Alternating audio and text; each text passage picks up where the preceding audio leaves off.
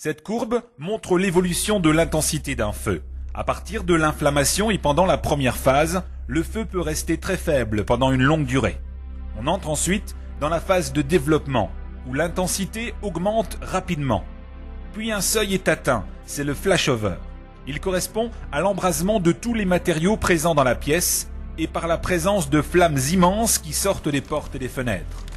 C'est l'étape critique du feu, celle où l'ensemble des gaz combustibles présents dans les fumées s'embrasent. Ensuite, le feu se développe encore un peu jusqu'à ce qu'il ne puisse plus s'accroître. Il s'agit de la phase de pleine intensité. Le feu continuera alors jusqu'à ce que tous les matériaux combustibles soient consumés. Lorsqu'un fauteuil s'enflamme, la mousse et le tissu qui le composent vont produire de gros volumes de fumée. Le faible exutoire d'une porte ouverte oblige ces fumées à s'accumuler au plafond. La différence de pression entre la couche de fumée et le sol permet l'alimentation du foyer en air frais. Les gaz chauds transmettent leur chaleur aux murs et au plafond qui émettent à leur tour un rayonnement thermique. L'ensemble des objets sont chauffés et distillent des vapeurs inflammables. On va commencer à voir apparaître des flamèches, puis de véritables rouleaux de flammes.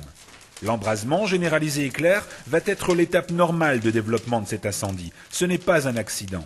Le flashover correspond au passage brutal d'un feu localisé à un feu généralisé par embrasement des gaz combustibles et de l'ensemble des objets présents dans la pièce.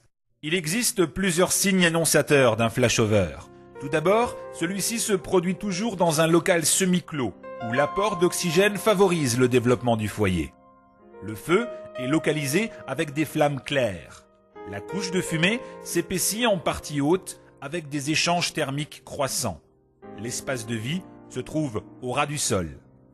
La quantité d'air frais entrant dans le volume permet au feu de produire de plus en plus de gaz combustible qui n'arrivent pas à s'échapper.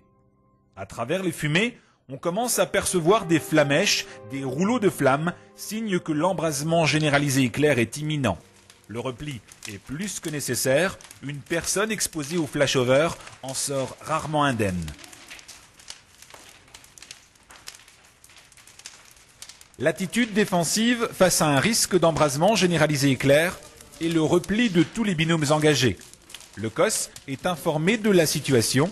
Les moyens hydrauliques seront doublés afin de poursuivre l'extinction.